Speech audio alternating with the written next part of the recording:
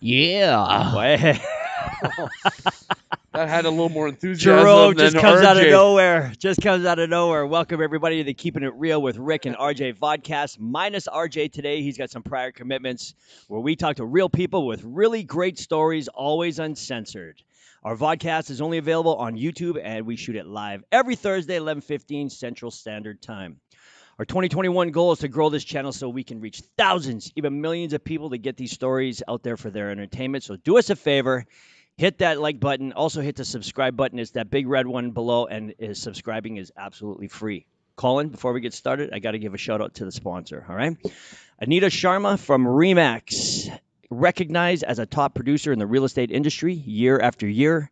Anita recently became an owner at her Remax brokerage. She was named #1 individual agent in Manitoba in 2019. We're still waiting for the 2020 stats, but she's a strong contender for this year as well.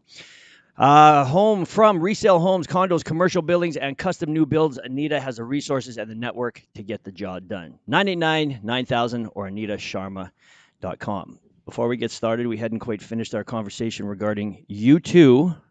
The man sitting across from me, today's guest, in my opinion, is one of the greatest personalities of all time. Put him in any room and he will immediately become the center of attention. He's U2's biggest and most passionate fan. Born to host and make sure everyone is having a good time. He's worked in the hospitality industry for a couple of decades, but today owns Colins House, a little restaurant in rural Manitoba that serves an eclectic variety of food like taco rice, fish and chips, and what may very well be world-famous beet chips with their secret dipping sauce. This man lives his life on his own path, always has, always will. Let's welcome Colin Davey to the podcast.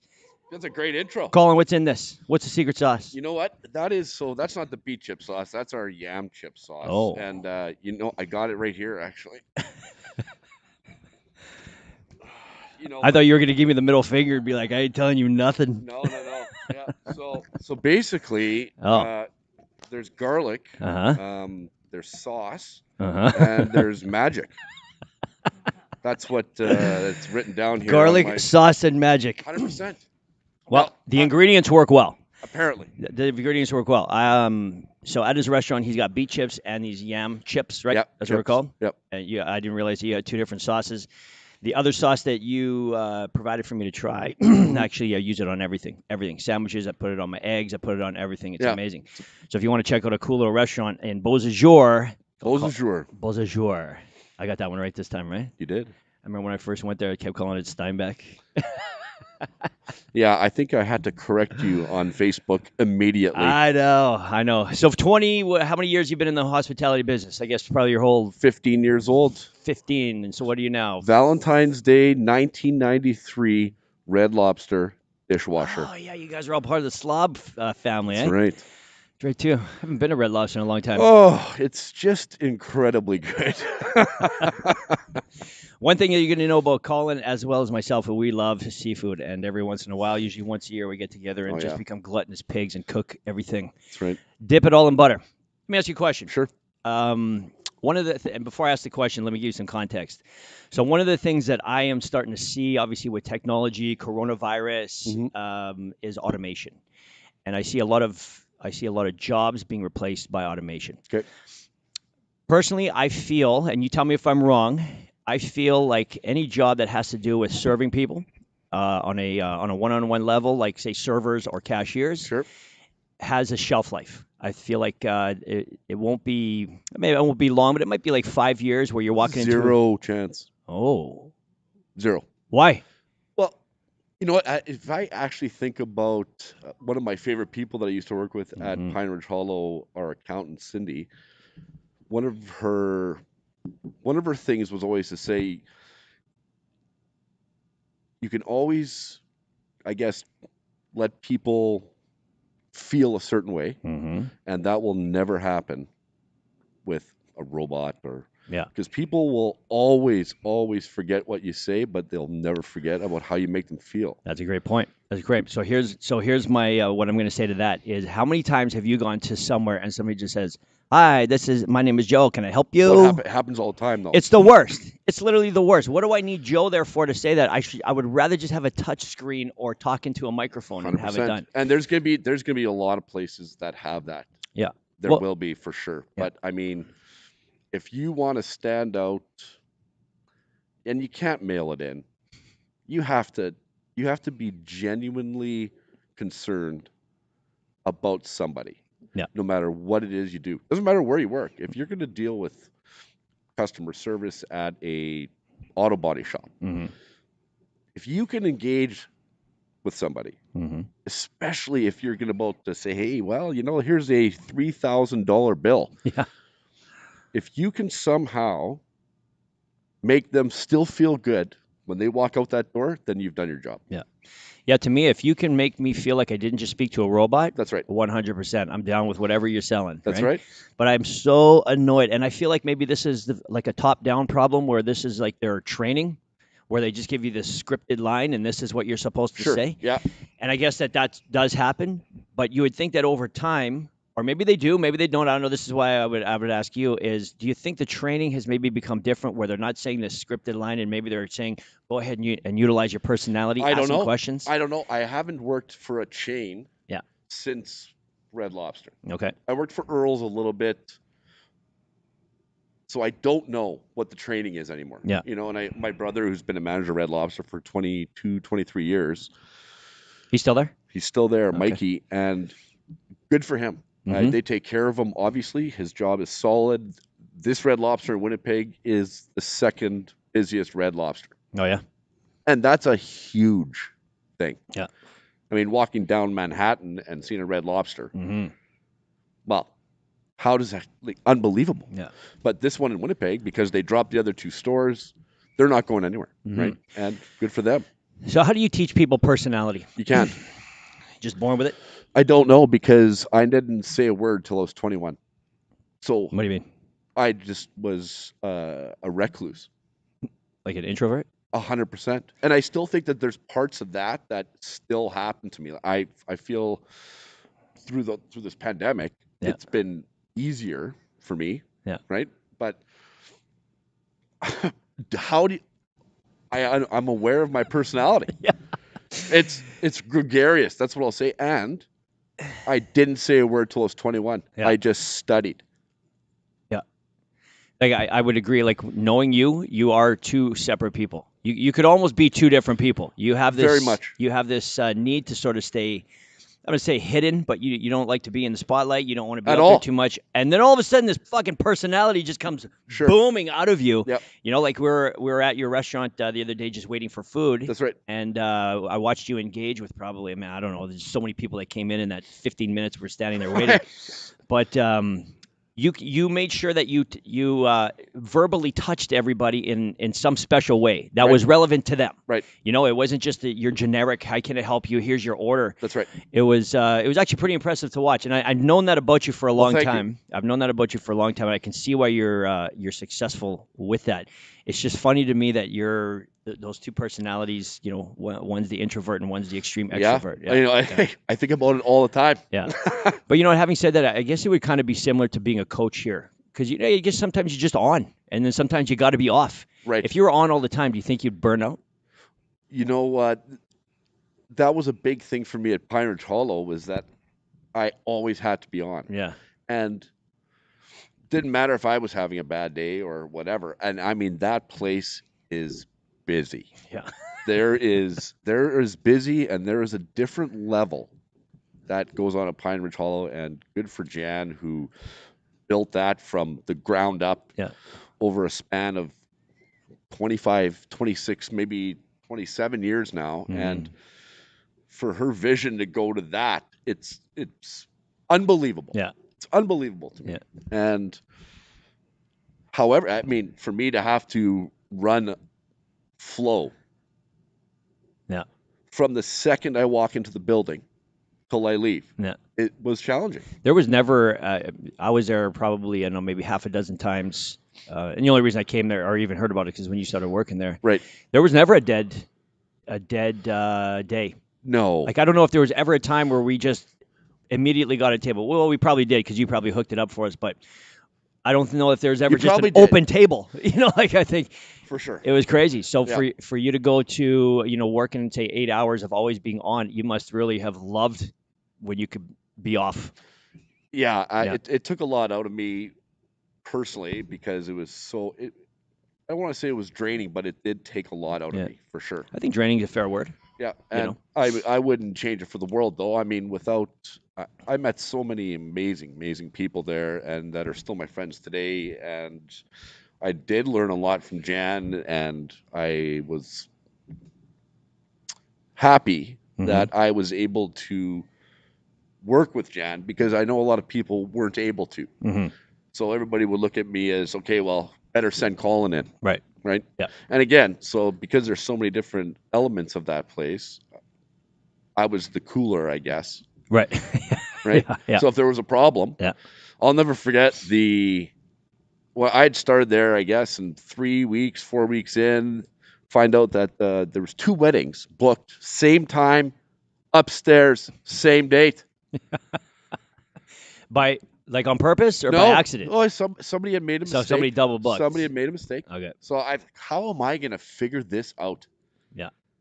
So I called one guy of the couples. Yeah. His name's Roy. And I said, look, man, we've got a problem. I need you to come in for some lunch. So he comes in. We sit down. I said, listen, I made a mistake. I'm brand new here. Oh, you made this mistake? No. Oh, you didn't. Okay.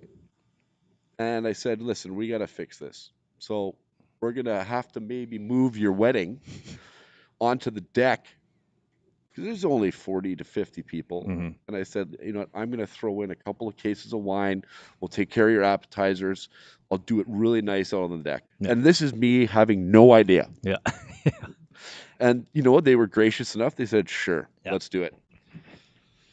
Problem solving. Well, and it could have poured that day, but there was some grace because it was beautiful outside and it was an amazing ceremony. And to this day, 6 years later, he comes to the restaurant in Beausejour and orders food. Yeah. So I guess there's a lot of weddings there, right? There was a tremendous amount. How many bridezillas are there? Let me ask you that. I feel like brides get a really bad rep. They all get labeled as a bridezilla. Yeah, I would have dealt with more of that term in Victoria. Okay. For sure. What do you think the difference is? I'm not sure. I don't know. Maybe I was more involved in Victoria than in the wedding because, I mean, Pine Ridge has a wedding coordinator that deals with all of that. Okay. And I'm literally only sent in if there's a massive problem. Yeah. Right? Over here, call it. So do you think that so let's say your industry, we'll talk your industry right now. So we'll say the restaurant industry. Do you feel like the customers are always right? No. Absolutely not. I agree, 100%. I feel like it's almost been a disease that's been thrown out there where the customer's always right. This, I guess, this sort of sense of entitlement where they can do or say anything, even if it's not the restaurant's fault. They still want to complain about it. Sure. And I feel like that has been almost a black eye in the industry. I feel like a lot of restaurants almost like take it in the chin a little too much. They're not. I don't know. The person that's working for the restaurant I would say, is more at fault than the person that's upset about something because you're going to deal with people that are upset about stuff all the time. Mm-hmm. So how do you avoid that? How do you train your customers to not be this way right from the time they walk in the door? Well, you have to actually just have a serious conversation with them, and it doesn't have to be a rude conversation. Mm-hmm. One of my favorite stories is, and this probably is a bit off what you're asking, and I'll get back to it, but I'll never forget that one of the servers came up to me and said, "There's a bottle cap in this lady's burger." I said, "Oh, okay. Let me think about that for a second." how does a bottle cap get into a handmade burger? Yeah. So they, the people that were working in the back, they used a barbecue sauce, I guess, or a beer, a little bit, Okay. that it fell into a burger. So legit. Oh, it was no. I walked over to her, Okay. and in the 5 or 6 minutes of conversation, actually hugged it out. Right? Comes back a year later, Yeah. missing a tooth. And I said, did that happen because of the bottle cap? Right? Oh, okay. She goes, no. Yeah. She just crunched on it. Yeah. Didn't swallow it, thank goodness. Yeah. Right? Because whatever. But in that instance, she's right. Right? Sure. Of course. But I'll also I won't forget an instant where there was a woman that was being very rude to one of my servers, and my server was so upset. She's crying in the back, and can't have that. Yeah. Like you're not right. Yeah. And I waited till she finished her meal, and I walked out with her. We went outside. I said, "Listen, you're not able to talk to my staff like that ever again. Please don't come back if that's how you're going to behave." Yeah. So she started crying. So I'm thinking, okay, well, but that you have to protect your staff. 100%. And I was the shield for that. And people, if they're going to be upset about something and they're just looking for something for free, yeah, right? Fine, you let it go. Yeah. If it happens again, just say, listen. But it's got to be right. Yeah. I mean, you mentioned that in the time that you went from being an employee over to an owner, that you have not had a single incident of that. The entitled customer, the customer is always right. No, and again, like, I mean, I've got 2 partners, right? And I like to call myself the CFO. I just like the sound of it. Sure. Right, but my partner, the F standing for what? CFO, Yeah, Chief Financial Officer. Okay. I thought you'd have something more creative than that. No, that's legitimately what I put down as my. But the thing that we are really good at, especially Colin, my partner, is that his food is 100% consistent. It's not 95, it's not 96, it's 100% consistent, and that's why we don't have any issues. Yeah. So no food issues, but I would also suggest at the front of the house, people, like I said, this goes back to my whole point about, when you enable your own customers to treat you a certain way, right from the way you engage with them, right. Second one, right. And I've been in business for 26 years. I've also been a fitness coach, and you can always see the people who just come in and they just want to vomit negativity on you because their life is shit. That's right. Right? It doesn't matter what you're doing or what you did.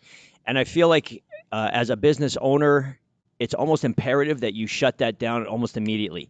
You can't pander to that because it just creates toxicity, and toxicity breeds more toxicity. It does, but if you're a peacock standing there, sure, right? Yeah. And I can imagine how many people think that's what I am. And I'm all riled up, and somebody comes in and they're riled up. Yeah. It's not going to be good. So I know this about myself. I am extremely patient, and I know 100% that whatever they're pissed off about is not us. Yeah. So if I can somehow figure out what that is, right? When I ask somebody, how are you doing? They actually can tell that I'm actually asking them, how are you doing? Yeah. You think that's a far enough question, though? Or do you think that's a little too general? What do you mean? Well, I mean, I'll be honest. When somebody says, just like, remember we chatting the other day, we started talking the weather, and you were like, are we actually talking about the weather right now? Like low-hanging fruit conversation. Politics, the weather, or when somebody says to me, so what's new? So how are you? But what do you want to know? It's all tone. It's all tone. Because I ask every single person I walk in the pandemic that we're in, hey, how are you doing? And when they hear me, they're like, okay, this is a legit question, as opposed to just, again, like I said, mailing it in. So do you find that when you ask that with that tonality, they open up to you, give 100%. You some kind of an example? There is something in that tone that I would say that most people, when they go out or they're doing this, there's a bit of panic, right? And they're a bit worried that they're going to have to engage with somebody that they don't know at all from a hole in the ground. And we touched on this before. The biggest compliments I always receive that I take internally are the ones when people say, "Oh, who's that? Like, how do you know that person?" I said, "Well, I've never met them." Yeah. And But you almost look like you do. but everybody around Yeah. assumes that we're friends. Yeah. Right? Yeah. And of course, I've met so many people over the years. It's fine, but Mhm. that's one of the things I hold most Yeah. because I know that if people around are thinking that, that person in that moment feels immediately that they have a connection, Mhm. and that just takes away all stress, and they're Connection. not going to be upset or mad Yeah. most of the time. Yeah. Right? Yeah. No, I find you're absolutely right. Like I said, if you can connect to them on a human level instead of that robot level, and that's just what I call it. I don't know. You call it whatever you want. I Well, always, it makes sense. yeah, if you're Yeah. a robot, you're going to be treated like a robot. If you're a human and you can connect with them on anything at all, it could be just a hat you're wearing Sure. or anything, you know, Right. something like we related because we had the same shoes, anything. And Right. it's all they snap out of it. They're like, oh, this person is a human being just like me too. And if you have any kind of That's it. yeah, if you have a Exactly. bit of a personality and you can kind of make them smile, give them a feeling, Sure. absolutely. And Yep. then, I feel like you can sort of dictate whatever you want at that point, right? You could have Absolutely. 6 bottle caps in their burger and be like, loved it, best burger ever had right there. But exactly, because again, they feel a certain way, Mm-hmm. and I'll be the first to say, like, there's a problem with anything, Mhm. just tell me. I promise you, I will rectify any situation that there is. Yeah. Anything. Yeah. Right. Yeah. Okay, so let's move on here. Let's talk about Corona. So you're new. Your restaurant is newish, right? It was brand new. Yeah. I mean, we opened on Halloween last year. Oh, so And not even a year yet. no. Okay. Yeah, it's been a long. No, last year or the year before. Sorry. okay. So it's like 15 months. Okay. And then March was shut down. I Yeah. just remember sitting on Ant's couch watching the Jets game, and then I hear the NBA's canceled, and I'm like, oh boy, the NHL is going to be done, and then that's it. Yeah. Right. So I mean, we've been open for 3 months in a small town that we're both not from in the winter, Yeah. and here's a pandemic. Yeah. So what was your immediate, I guess, business plan? What was your immediate pivot when that happened? There was nothing. Yeah. Did you get shut down immediately? Like, did everybody get shut, or were you allowed to sell? No, we're allowed to do takeout. I don't remember the first Yeah, shutdown. Actually, yeah, we did takeout. We did, eh? Right. Yeah. And I mean, we didn't have a sign. We put up a sign last month, Yeah, that's right. and it still worked. And Yeah. again, I can't say enough about my partner's food. I'm a fan like everybody else. Yeah, yeah. What's interesting about you guys is you bought an existing restaurant, and I know that everybody in your town, restaurant-wise, kind of serves the same stuff. Good old comfort food, right? That's right. Same burgers, fries, whatever they serve. That's right. You guys made a policy of not copying your neighbors, and you guys came up with this sort of trendy type menu. I didn't. Or he did. I'll say 100%. It's Okay. all him. Okay, so Yeah. the other Colin came up with this menu, and I remember having a conversation with you where people would come in and say, "Hey, can I get a burger?" And you're like, "Nope," and they would actually leave and walk out. But I For feel the like first 3 months, the amount of people that were angry walking in, there was no hamburger, no hot dog, no Denver sandwich, Yeah. no Reuben. yeah, All food I love. Don't get me wrong. yeah. But Well, we all love that food. we never. Yeah. It was never a conversation. Yeah. Like, this is what we're gonna do, and I promise that when people try it, if they can stick around and try it, Yeah. they'll keep coming back. So there was no point where you lost your conviction. You're like, "Oh man, maybe we should throw Zero. a cheeseburger on this menu." Absolutely zero. Yeah. And we, to this day, will never do burgers in there because it is working so well right now, and we're very proud of it. Yeah, no doubt. You guys are doing something special Yeah. over there, and we get a lot of people that are from Winnipeg know of you. Yes. You know, for a brand new restaurant, and you're 40 minutes away from us, 30 minutes, something Yeah. like that. But I mean, if you have celiac disease or you have like problems with gluten, you can walk into the restaurant and it is 100% gluten free. Oh, really? Yeah. What is celiac again? That's like Gluten. gluten intolerant. But celiac is when you get really, really sick. Okay. But for the celiac community, everybody's always talking about, well, do they have a compromised fryer? Are they really taking the necessary steps? Okay. And they're worried about that. Yeah. Whereas we don't have to worry about it Okay. because the fryers, like, we put our chicken fingers in there and they are gluten free. Right. So they're not going to compromise the beet chips and the French fries and the fish. Yeah. Oh, I see what you're saying. Yeah. So Okay. the celiacs in this province can come in there and they don't have to worry. And most of them can't believe it. Yeah. Like, are you sure? Yeah. I said, yeah, 100%. Like, you can have whatever you want. Yeah. So over the course of Corona, you guys have, would you say you're killing it? Yeah. Doing well? We're doing, you know what? The fact that we're able to pay our bills, and we can make some money. Yeah. And we're able to do some renovations, Yeah, it's good. this and that. It's great. Well, I can say this. We've had a few restaurateurs on this podcast. We've had a lot of business owners on the podcast, and nobody is really killing it from Corona. A lot of them are suffering quite badly, For to be sure they honest. are. So good for you. Way Yes. to turn around. Year one or year 1.5 or whatever, and you're still It is, yep. still doing well. It's very, very humbling. Yeah. What do you see when this is over? Do you even understand what could happen at this point? This to me, the pandemic is such a horrible thing for so many different businesses, and the layers of people that are affected is shocking. But if it opens to a point where everything is normal, the way we remember it from, let's say a year and a half ago, then we're going to be extremely busy, because we had been starting to book events without advertising that we're going to cater. Right. And all of a sudden, if we're able to, we managed to get another building down the road that has a massive commercial kitchen. If we can start doing events, the sky's the limit. Yeah. Right. And I mean, my buddy's food doesn't have to be just from our menu in order for us to cater a 250-person wedding. Right. So do you think the world goes back to normal immediately? It's going to be 2 years. In my brain, it's 2 years. Yeah. Because I think that once they loosen the restrictions a little bit, the numbers are going to go up. They're going to have to make a decision. I certainly don't want their job. Yeah. I don't agree with some stuff that they do. Yeah. But again, I'm not the one that has to make the decisions. That must weigh heavily. Yeah. No, I just feel like, so let's just say, forget all that. Let's just say Friday, everything's open. Nobody's really concerned about it anymore. Okay. Do you think everybody's going right back to restaurants? Do you think there's going to be a flood of people back to the malls? Or do you think we're all going to be like, hey, I think I might have learned something over this last year.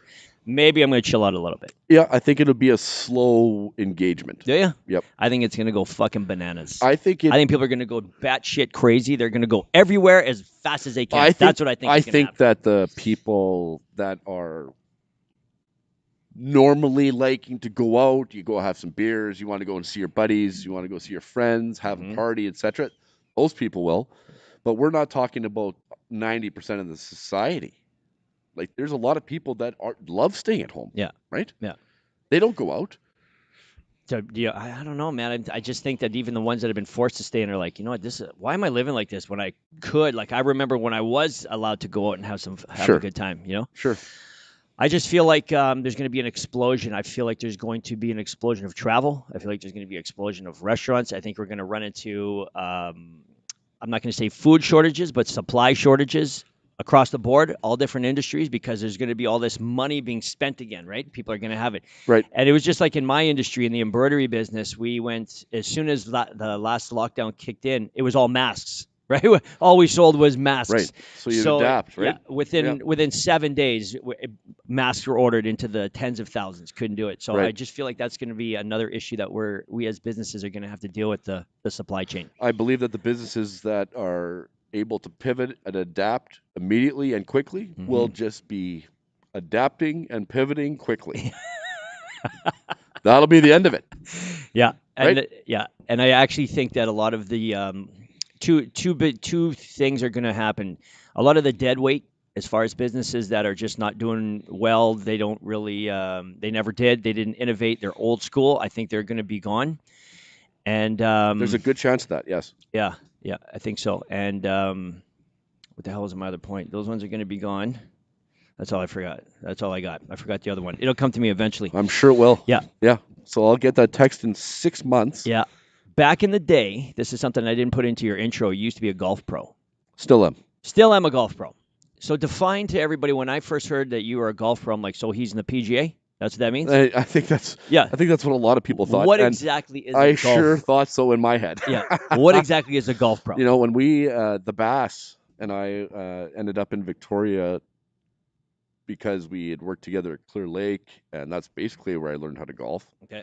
And we thought, okay, it'd be a good adventure. What does this mean to be a golf pro? Like, of course, I want to sit there and teach golf. I'd be the coolest guy in the whole world. Yeah.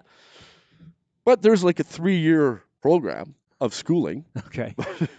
You have to take a boatload of seminars. Yeah. you have to write a series of exams, and then you have to play in a golf tournament, shoot a certain score. And so there's a lot of work that goes into it. Yeah. So that all of a sudden was, okay, this is really good because there's a reward at the end of this. Because if I can get to that, and then I can start teaching golf, and there's not a lot of them. Right. I'm a cool guy. Yeah. And I started teaching golf, and I just hated it. Oh. Absolutely hated So teaching why? golf. Why? What did you hate about it? I kept blaming it on the fact that it was boring until I just realized that I just really didn't know anything about the golf swing.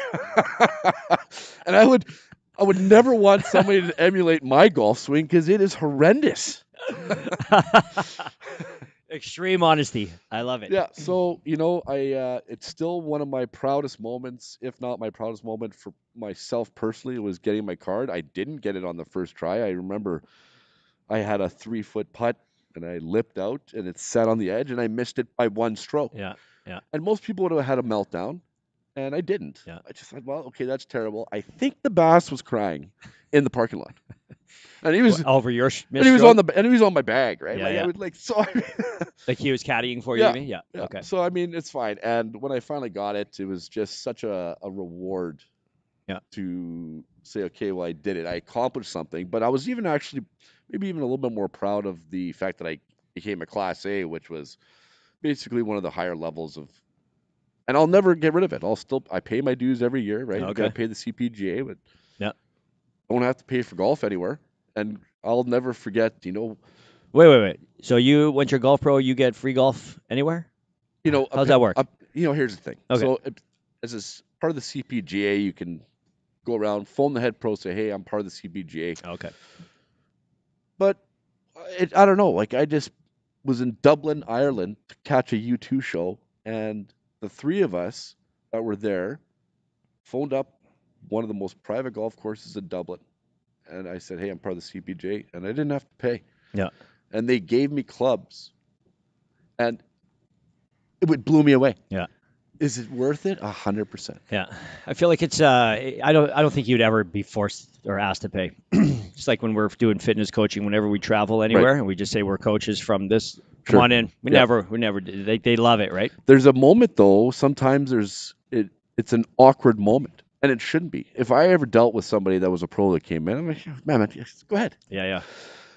But it's like there's a couple of moments where I've met a couple of different pros, and it's awkward. Oh, really? Yeah. Like, what's the problem? Yeah. I'm a part of the CPJ. I'm a Class A. Yeah. You have a card? Like you got like a I do. badge? I don't have it on me. I mean, I do have it. It's online now, but Okay. but I still love getting that card. Yeah. Right. Yeah. Love it. So you said you're in Ireland, Dublin, watching a U2 concert. I was. We were talking about this. U2. So everybody's got a favorite band. Yours is U2. Mm-hmm. Mine is Nickelback. Don't judge me anymore. No. You know what? And I don't judge you. I just find it absolutely remarkable that you can say that out loud. Why? You want to know why? I'll tell you even why. Even though I like Nickelback, I do like Nickelback. Yeah. What? What specifically about their music is awesome, man. You know what? And I can't say anything bad about him because I used to work with a guy at a golf shop who used to teach chat. Oh, really? And the stories, awesome. Yeah. So I appreciate them. So you've been in my life long enough to know how we live the rock star lifestyle, right? And, And what I like about Nickelback is a lot of the songs almost speak like directly to me. Like I lived what they're singing Sure. about, And I really like his voice. I really think they play some great music. I feel like whatever they play is kind of catchy, cool. It's motivating for me. A lot of their music is very about working out. I love listening to them. Sure. They get really fired up. Yeah. So what do you love about U2? And before you answer that, you were telling me that back in 87, holy smokes, you were driving around with your dad? Yeah, my dad would drive me to hockey.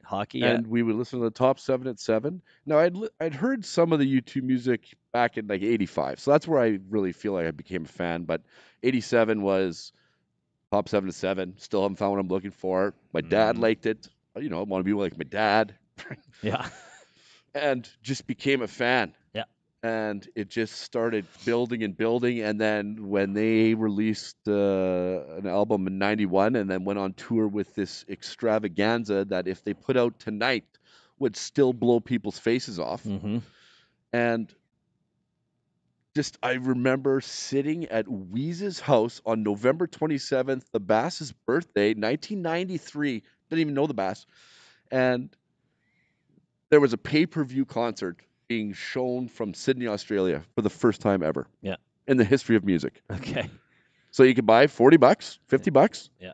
And then the show's getting streamed. And I sat there, I could not believe what I saw. It was just mind-blowing. Yeah. And then that was it. So why, like, does it connect with you through the music? Yes. Like their words? Yep. Yeah. They are incredible writers, and they do speak tremendously to me. And it's got to be the same for you in Nickelback. Yeah, it is. Yeah. Right? Yeah. So for me, and I guess what solidified it the most was when I've met Bono twice, and I met him the second time beside a dumpster behind the Burton Cummings Theater. Let's hear that story. Right? Behind a dumpster. So, we had tickets when I was living in Victoria. We had tickets to the Edmonton show for the 360 tour back in 2010, and Bono hurt his back. Tour postponed for a year, which to most people is sickening. Yeah. Not to me. I'm thinking, well, I got another year of anticipation. That's what I love. Yeah. So because of that back injury, they announced a show in Winnipeg. That is great. Oh, nice. So I'm flying back to Winnipeg, and I'm bringing my my fiance at the time, Nicole, and she's coming, and we're gonna go to the U2 show. It's gonna be great. Mom and Dad are coming, just the best. And all of a sudden I catch wind somewhere in the airport that U2 is filming a documentary at the Burton Cummings. Like, what? Okay. Okay, this is 2011, so this isn't social media was, not like today. Yeah. So Mikey, myself, Nicole, we went down to the Burton Cummings, and there's maybe 100 people there out the back. And then all of a sudden, I'm thinking, well, what if this guy is a real prick? Yeah. Like my whole 25 years is out the window. So you knew you were about to meet him.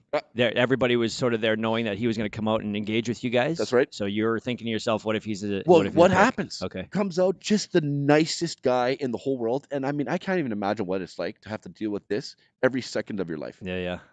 For sure. Comes out, and I'll never forget Nicole just yells out, my boyfriend has a U2 tattoo on his back. So Bono comes over to Nicole, and Nicole shit people say. Eh? Nicole is starstruck. Okay. So was I, though. Yeah. Only time in my life, really.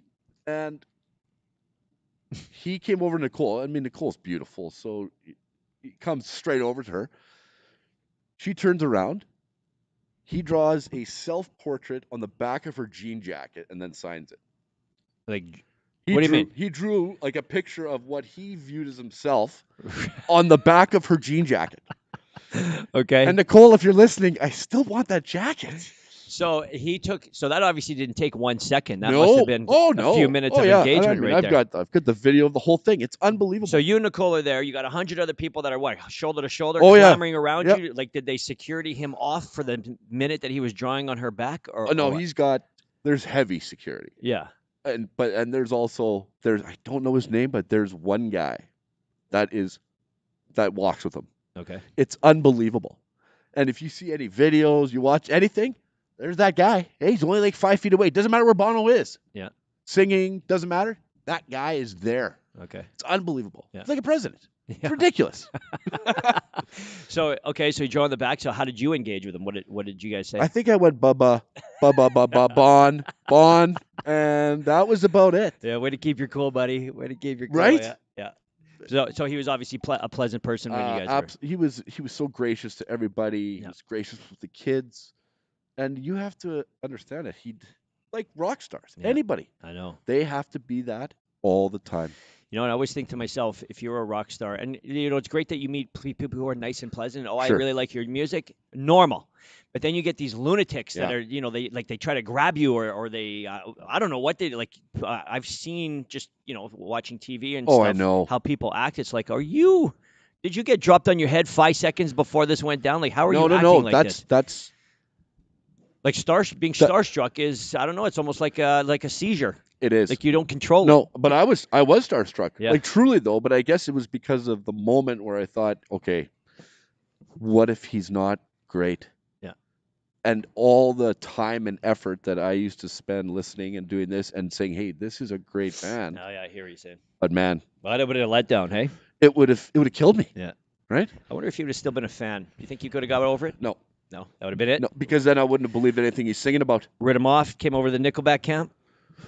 So, say, here's the thing: I would go to Nickelback with you because you are a massive fan, and yeah. I bet you I would enjoy it. I would sing along to Photograph or whatever, right? Yeah, rock star. That was us. Right? That was us. Right? Yeah. Legends in our own mind. Yes, that's what we are. We went to a concert. I don't know when it was. Motley Crue. Is that what it was? So I'm gonna confide. I'm gonna say this out loud. I just get it off my chest because I feel like this is something that's gonna bite me in the ass future in life. Karma's a bitch.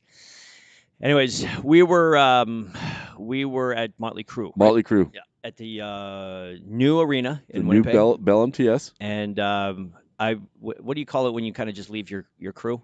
No goodbye. Houdini. Okay, sorry, Houdini.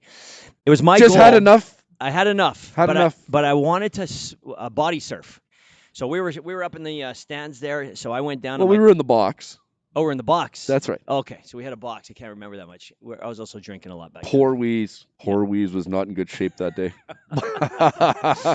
So I walked down to the security guy at the main level, and before I even I'm still 15 steps away, and he's already got the hand up. He's like, no, don't even just move along, right?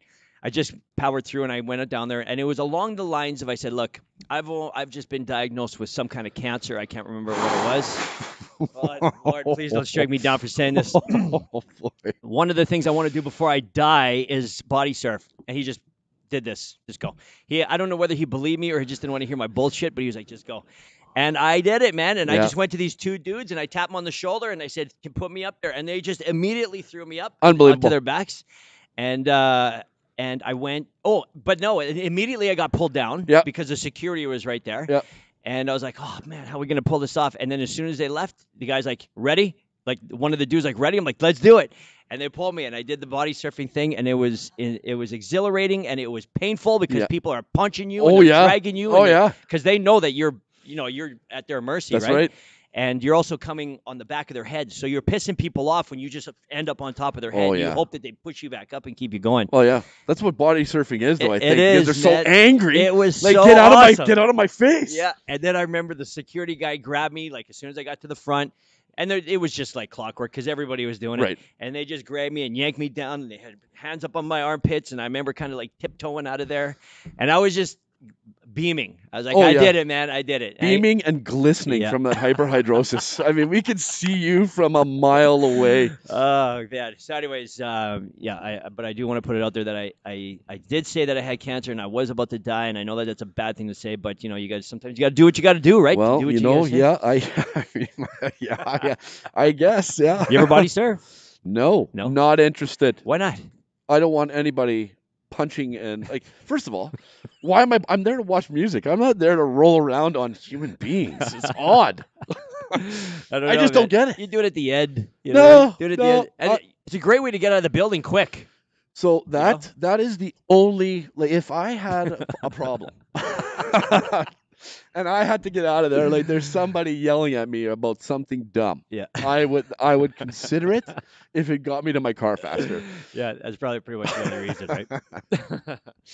All right, listen, I'm going to hit you with a couple. We just want to get to know Colin questions, all right? I think you got me. Two movies. What kind of movies does Colin like? Notting Hill for sure. What is that?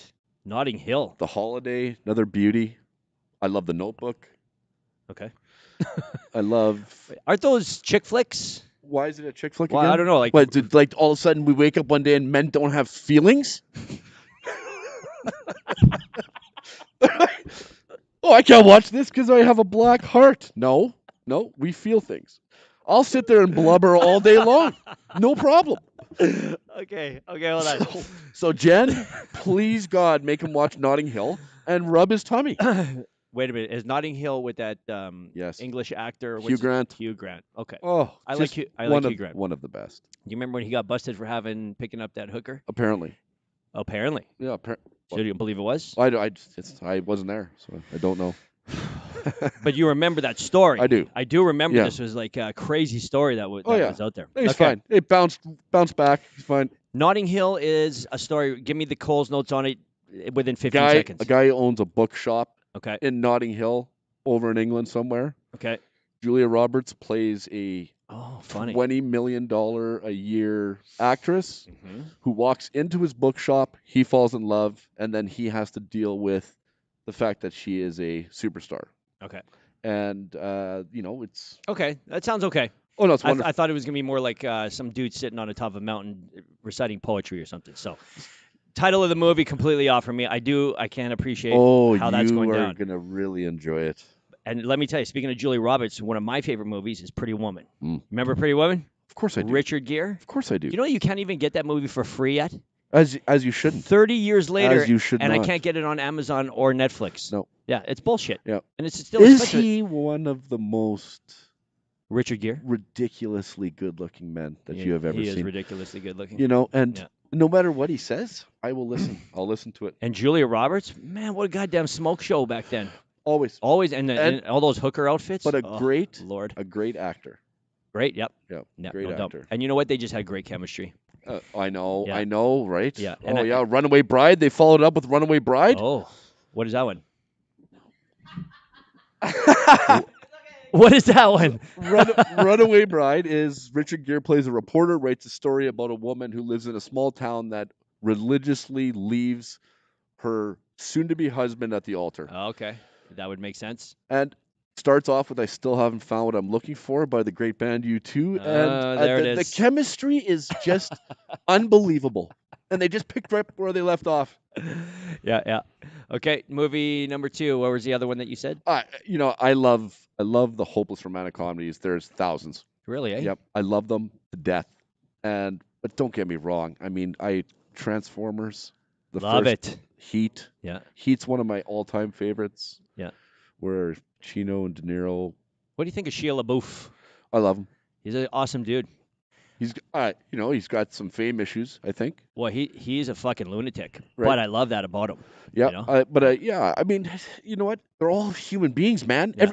We can't just pretend that they all just have no problems in their life. Yeah. Right? Yeah. Do you think that they create problems to make themselves more relevant in media, or do you think no? No, absolutely not. They probably. I mean, Joaquin Phoenix maybe. He died, right? No. Joaquin Phoenix? Yeah.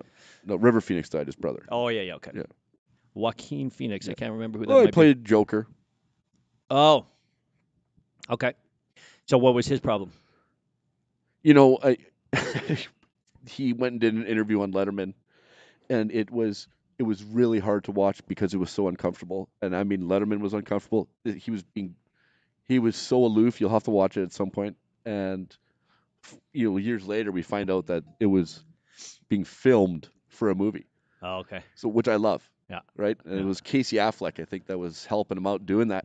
It's an amazing story. You got to watch it. But again, that to me is him on purpose doing that, even though I think he's a spectacular actor. Yeah. Spectacular. What do you think of 300? It was good. Was a graphic novel film. Didn't mind it. I thought there was a lot of cool effects. I love Gerard Butler. He's my favorite. Yeah, he's very good. Yeah. That's a man's man, Rick Mancher man's man. 100%, right? man. Right? That's what it's all about. 300%. 300%. The most alpha bullshit you can come up with, that is it right there. Oh, yeah. I loved it. I was super inspired by that. And just the power of that man's voice. Indeed. Let alone the painted on six-pack and all the cool weapons and, the there was fact cool that they stuff. fought. It was, man, there was voice, cool stuff. I don't know if they would have... if they had like a mega microphone or something that made it even louder, but man, what a powerful human being he is. Well, if you go home and watch that on your computer monitor, you call for a television and maybe get some, speakers. Right? Let's give a little context to that little comment. So I own a 75-inch TV. It's giant, and I do have a speaker bar. This asshole gets an 86-inch TV, calls my TV a monitor. Yeah, it is. Yeah. And you know what? You planted this stupid seed in my head too, eh? I'm like, and I went over to his place the other day, and I'm looking at it's like a whole wall. It's just a wall of a TV. Oh, it's so massive. And now that your living room was way too small for this TV. It's not. It is. No, you don't. It 100% is. It isn't. Because you have to angle it, so now it's like no. It's angled. It's angled so I could just see it. like when I'm sitting on my cuddler, like I want to be able to face it like this, right? Okay. I don't want to have to sit there and look like that. Yeah. Optimal viewing pleasure. That's what I call it. So does having a big TV mean you have a small penis? No. Does having a big truck mean you have a small penis? No. All right. I would agree with both of those things. Perfect.